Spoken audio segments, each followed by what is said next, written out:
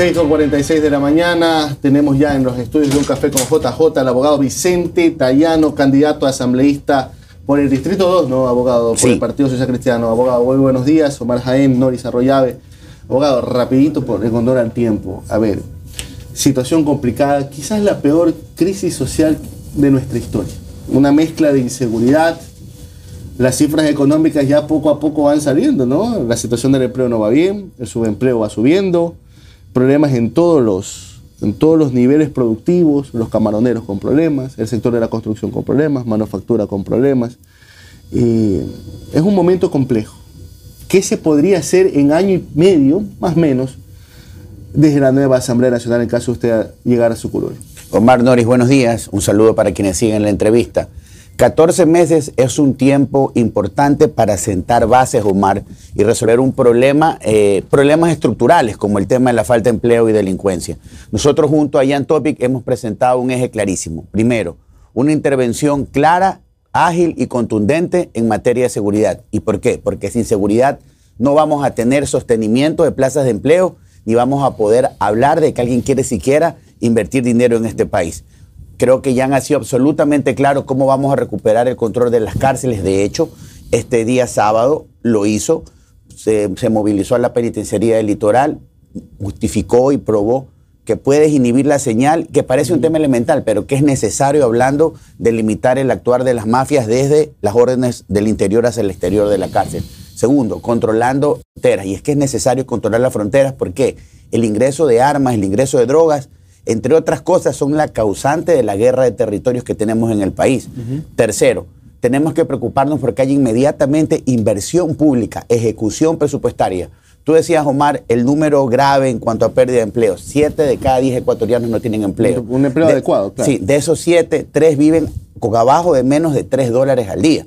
Por lo tanto, es importante desde lo elemental, que este gobierno no lo ha entendido. La semana pasada todos estábamos muy preocupados que del presupuesto de 100 millones del Ministerio del Interior solo se había ejecutado el 8%. La inversión pública nos va a permitir que se vaya dinamizando también el mercado laboral, porque esa contratación de bienes y servicios va a mover el aparato productivo. Ahora, lo importante va más allá de que se analice nuestra propuesta desde el tema de la seguridad. ¿Por qué es el tema que ha ocupado el discurso? Precisamente porque es la principal preocupación ciudadana. Pero sin duda alguna tenemos muy clara la hoja de ruta que hacer en incentivos, sobre todo para el sector productivo, acceso a crédito, en el agro, acompañamiento tecnológico, y no podemos desconocer en estos 14 meses una realidad. En pocas semanas va a llegar el fenómeno del Niño, Omar, y ese acompañamiento al sector productivo, fundamentalmente de la costa, va a marcar la diferencia entre que no solo el alimento llegue a nuestra mesa caro, en que llegue o no llegue. Ahora, abogado, bueno, por último, la ley de gestión de riesgos fue una de las que ya iba para segundo debate, pero vino a la disolución de la Asamblea. Ahora, abogado, mucho se comenta sobre la candidatura de Jan Topic, por ejemplo, que sí, bueno, es una persona que sabe sobre seguridad, pero falta ese restante, como que dice, a ver, si vamos a ir a convertir fuego contra fuego, podemos salir quemados, ¿no? ¿Verdad?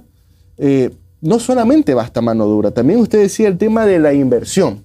Porque si no le quitas la parte social a las bandas delincuenciales, ellos van a seguir suplantando o supliendo al Estado, que es lo que está haciendo en estos momentos a veces las bandas criminales. Pero y ahí viene la gran discusión, ¿no? La eterna discusión, el Estado obeso.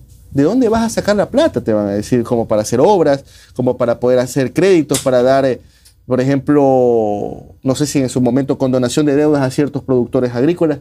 Porque se va a quedar un déficit fiscal muy grande, va a dejar este gobierno, ¿no? Por encima de los 5.000 millones, algunos ya están hablando, unos ya más extremos dicen que hasta 9.000 millones. ¿De dónde se va a sacar plata, abogado? Omar, el punto de partida es el presupuesto del Estado que hoy está fijado. Claro. Y tenemos que decirlo con claridad. Partimos de esa base presupuestaria. ¿Qué es lo que nosotros tenemos que hacer? Con ese mismo dinero, encargarnos primero que se dé eficientemente la inversión. ¿En dónde? En educación, en salud. Hay un gran problema. A pesar de que existe la partida, tenemos un déficit de 20.000 médicos en este país. Y tú tienes que irlos cumpliendo esos vacíos a lo largo del tiempo. Y adicionalmente, hay un tema que es necesario. Cuando tú inviertes el dinero público, y regreso a este tema, en ejecución de tu propio plan de trabajo. Vamos a hablar del plan de trabajo del Ministerio de Obras Públicas, que ya está tarde, por ejemplo, en labor de contingencia. tú vas a tener una inyección de capital y eso va a mover una gran cantidad de mano de obra. Lo decíamos, por ejemplo, en el tema de la educación. Nuestra propuesta, entre otras, no solo es mejorar la infraestructura, Omar, de los planteles educativos, es que los estudiantes tengan 3 comidas. Eso cuesta 1.200 millones, hoy solo se está invirtiendo menos de 600 y el dinero está allí. Cuando tú puedes utilizar bien el recurso asignado, tú vas a poder llegar a todo sin tener que incrementar tu gasto. Ahora, sin duda alguna, hay que hacer correctivos, tenemos que ajustar no la burocracia, sino los costos directos o indirectos que se están dando en contratación pública. Te voy a citar un ejemplo clarísimo. Lo que pasa con las medicinas, por ejemplo, en la seguridad social, lo que pasa con las medicinas en la red del Ministerio de Salud Pública. Hay temas que se pueden hacer, pero no ha existido planificación ni decisión para no permitir que esa fuga de dinero se dé todos los días. La última antes de darle paso a Noris. Hablaba de 1.200 millones. Esa cifra a mí me suena bastante a lo del Yasuní. El gobierno dice que en caso de que el Yasuní gane el sí en la consulta popular, eso se dejaría recibir.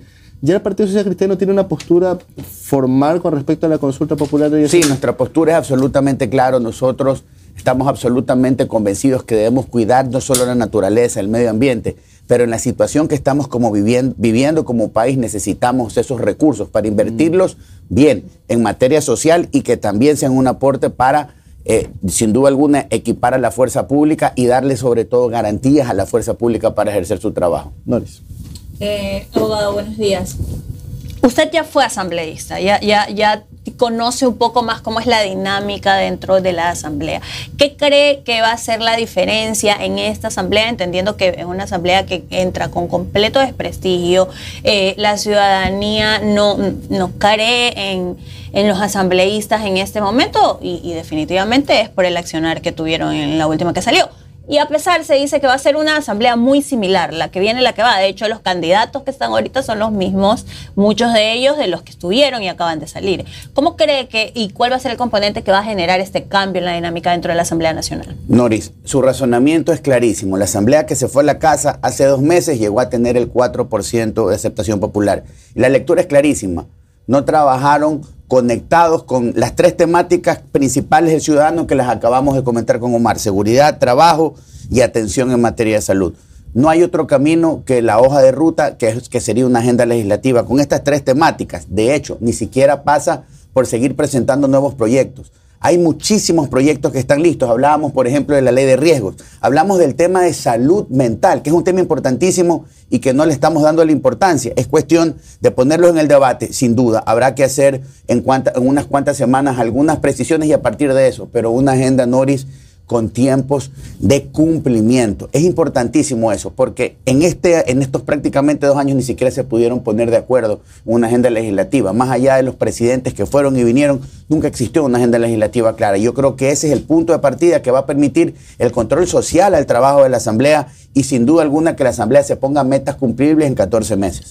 Abogado, y una Asamblea tan diversa como es la que se espera, ¿no? Entendiendo por el método y todo lo que va a venir, también nos va a tener a los ecuatorianos en un poco zozobra de, bueno, ¿cuáles son estos acuerdos que se llegan? Se habló mucho que el Partido Social Cristiano tuvo muchos pactos y acuerdos con el correísmo en la asamblea pasada.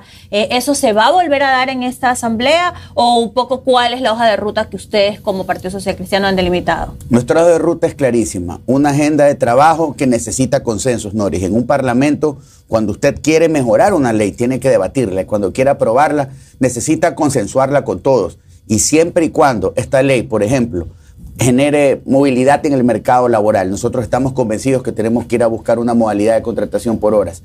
Mientras esta ley genere incentivos para el sector productivo, usted tiene que votar con quienes tengan las mismas coincidencias. Y pasó. Se dieron coincidencias con el correísmo, se dieron coincidencias con el gobierno de Lazo, pero lamentablemente la práctica desde la política, le voy a decir este comentario, en los 2 años el presidente Lazo simplemente bateaba y desplazaba responsabilidades hacia la Asamblea. Nosotros volvemos a lo mismo, nuestra hoja de ruta, el plan de trabajo, la agenda legislativa que priorice seguridad, generación de empleo y gestión de riesgos es nuestro norte. O sea, más allá de quién sea el presidente o la presidenta de que ganen usted, la postura de ustedes dentro de la Asamblea va a ser no de resistencia por resistir, porque ese es uno de los problemas que existen en la Asamblea. A veces no apoyo porque el presidente no es de mi partido. Y eso al final nos termina perjudicando a los ecuatorianos. Noris, la gobernabilidad que es a lo que usted se acaba de referir, en este momento no es negociable. Y para existir gobernabilidad tiene que darse en función de una agenda de trabajo que priorice los temas del país. Y sí se puede construir una agenda desde la Asamblea para que aportar en las soluciones del Ejecutivo. ¿Y por qué le digo esto? Porque en este momento necesitamos un país bien administrado. En este momento necesitamos ejecución presupuestaria. En este momento, para combatir la delincuencia, necesitamos acción. Y eso viene del Ejecutivo y estamos seguros que Topic lo va a hacer. Pero sin duda alguna, la Asamblea tiene que ser un complemento necesario para que se dé. Y le cito un ejemplo brevemente. Si queremos que el tema en materia de seguridad funcione, la Asamblea, sin entrometerse en la labor de la justicia, tiene que marcar el paso a la justicia para que esa excepción, que son jueces y fiscales corruptos, que dejan que los delincuentes entren y salgan, dejen de hacer ese trabajo. Sencillo. No le han pedido al Consejo de la Judicatura estadísticas hace meses. Por ejemplo, Guayaquil, zona 8, una de las zonas más violentas del Ecuador, no le marca el paso a sus jueces y fiscales para por lo menos remediar el hecho de que entren y salgan de la cárcel como que fuera su casa. Y eso se lo puede hacer juntándonos, obviamente, a la labor del gobierno de darle los recursos a la justicia, porque la justicia también necesita inyección de recursos para tener por lo menos lo mínimo y realizar su trabajo. Abogado, usted habla de gobernabilidad y capacidad de administración dentro del Ejecutivo. Jan Topic tiene esa... A ver, no quiero sonar grosero, que se malinterprete, pero ¿existe esa capacidad de administración pública dentro del equipo de Jan Topic, entendiendo también que desde el inicio él hizo un llamado a apertura a todos los partidos políticos? O sea, ¿se podría pensar, en el caso de que Jan Topic llegue a ser presidente, en un gobierno multipartidista, multicolores, sentados todos en las mesas? Sí, y él lo ha dicho. Jan Topic tiene las características que hoy el Ecuador necesita en cuanto a su presidente: determinación, valentía, un plan de trabajo, la formación, la experiencia y fundamentalmente la apertura, Noris. Es momento de consensos. El país no puede seguir dividido. Y lo ha dicho Jan. Yo voy a trabajar y voy a gobernar con todos aquellos que tengan la capacidad y la experiencia para sumarse a este plan de trabajo. Indistintamente del partido que sea. Indistintamente. Y lo hemos dicho. Dicho sea de paso, se dio una primera discusión, la cual yo rechacé muchísimo, sobre Diana. Usted no puede juzgar a alguien por en dónde trabajó. Diana es una profesional, una mujer capacitada, indistintamente de su filiación política. Jan la invitó, porque no solo es una mujer valiente, tiene las credenciales para aportar dentro de la ejecución del plan de trabajo en el rol que como vicepresidenta va a cumplir. Y así va a pasar en todos los ustedes como estamentos. Partido Social Cristianos no tendrían ningún reparo en estar un ministro, me invento, usted lo pone de ministro de algo y el de al lado es ministro de otro partido. Nosotros, Noris, y es una muy buena pregunta, nosotros decidimos sumarnos y respaldar la candidatura de Topic, como lo han hecho otras organizaciones políticas, fundamentalmente por su plan de trabajo. Y esa decisión nos implica sumar, esa decisión nos implica aportar de los espacios que tengamos que manejar. En mi caso, decidí ser candidato a la Asamblea, sí, en un momento complicado, porque tengo la experiencia, tengo la formación académica para en 14 meses hacer lo que tenemos que hacer y sumarnos al presidente Topic para resolver los problemas del país. Insisto en esto y le pregunto, porque ¿no le parece luego un gobierno como muy diverso en ideas, o sea, es que hay izquierda, derecha, centro y un shampoo? Hay un plan de trabajo que es claro, y lo que nosotros proponemos y hemos defendido siempre, no solo la mano dura en contra de la delincuencia, fomento al sector agropecuario, fomento al emprendedor, está en ese plan de trabajo y nosotros vamos a trabajar junto a Jan para que eso sea realidad. Ojalá no les pase lo del Lazo. No, bueno, eso yo creo que más allá de que nosotros volteamos la página, Lazo le falló al país, porque Lazo fue electo con un plan de trabajo que se expuso en las urnas al Ecuador. Eso no le puede volver a suceder al Ecuador. Nosotros estamos absolutamente convencidos que no solo las ideas que estamos defendiendo, sino que las causas que hemos defendido siempre nos van a permitir llegar junto a Jan Topic a la segunda vuelta. 7 de la mañana con 1 minuto hemos tenido al abogado Vicente Tayano, candidato a asambleísta por el Distrito 2 por el Partido Social Cristiano. Abogado, muchísimas a ustedes, gracias. muchas gracias. Buen día.